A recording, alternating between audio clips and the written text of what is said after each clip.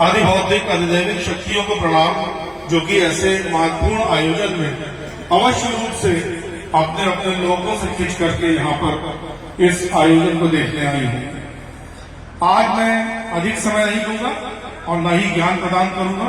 मैं सिर्फ 3 बातें बोलना चाहता हूँ। पहली बात, इस मां कामाख्या धाम के बारे में।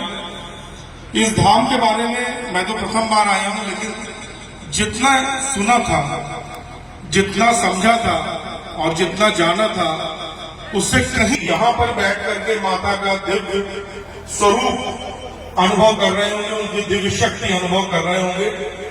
और निश्चित रूप से मैं आज ये कह सकता हूं कि आने वाले 2 से 3 वर्षों में इस धाम का स्वरूप और दिव्य होगा और भौतिक रूप से भी यहाँ पर बहुत सारे कार्य होंगे, आध्यात्मिक रूप से भी बहुत सारे कार्य होंगे। और इन सब के लिए हम सब पूज्य इंद्रेश जी के साथ हाथ से हाथ मिलाकर, कंधे से कंधा मिलाकर कार्य करेंगे।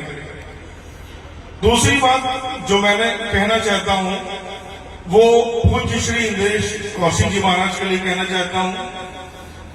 एक ऐसा दिव्य युवा संत जो कि सनातन को न सिर्फ इस धरा पर सजो रहा है, बल्कि हर स्थान पे जहां पे भी वो जाते हैं, अपनी कथाओं के माध्यम से वो सनातन का, सत्य का, अपने धर्म का प्रचार प्रसार करते हैं।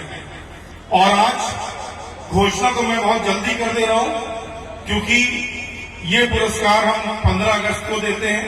भारत सरकार द्वारा अधिकृत जो सनातन रत्न है वो सिर्फ हमारी संस्था दे सकती है। और मैं आज ये अनाउंस कर रहा हूं कि सनातन रत्न का पुरस्कार 15 अगस्त 2025 में पूज्य इंद्रेश जी को दिया जाएगा। और तीसरी और अंतिम बात, बहुत कम शब्दों में मैं ये कहना चाहता हूं, जो हम सबको, सारे सनातनियों को सोचनी चाहिए। आज कलयुग में जो कलमश है, जो मल है, जो धर्म का ह्रास हो रहा है, उसके बारे में तो आप सभी परिचित हैं। और मैं संत बिंदु को विशेष रूप से धन्यवाद देना चाहूंगा कि ये मेरे अनुभव की बात है। मैंने पिछले 25 वर्षों में बहुत सारे संत महात्माओं के साथ समय बिताया, जंगलों में समय बिताया, शंकराचार्यों के साथ समय बिताया। और जो कलयुग का जो कलुष है, आप समझिए कि एक सामान्य गृहस्थ को उतनी समस्याओं का सामना अगर आज नहीं करना पड़ रहा है, तो वो सिर्फ इसलिए कि ऐसे दिव्य संत नित्य निरंतर मनुष्य जाति के लिए ही नहीं, संपूर्ण ब्रह्मांड, संपूर्ण प्राणियों के लिए, सबकी शांति के लिए पूजा पाठ, हवन यज्ञ तप में लगे। तो एक बार ताली हमारे दिव्य संतों के लिए आप अवश्य बजाएं। लेकिन हमारा कर्तव्य क्या है? हमारा कर्तव्य इस सनातन में रह करके सिर्फ इतना है कि रोज रात को जब हम सोने जाएं, तो 10 सेकंड के लिए हम विचार करें कि क्या हमने आज सनातन के लिए तन, मन या धन से कुछ भी किया।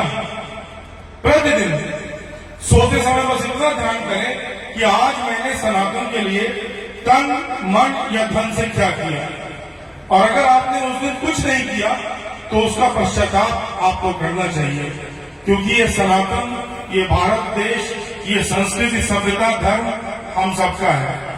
और अंत में मैं इतना आह्वान करना चाहता हूं कि सनातन संस्कृति, सभ्यता और धर्म की रक्षा के लिए जो कल की सेना बनी है, जो साधु संतों की रक्षा करती है और बहुत सारे कार्य ऐसे करती है जिसमें सामान्य मनुष्यों को, चाहे वो हिंदू महिलाओं को बचाना, चाहे हिंदू बुजुर्गों की रक्षा, संत समाज की रक्षा, उनकी मंदिरों की, मठों की रक्षा और इस तरह के जितने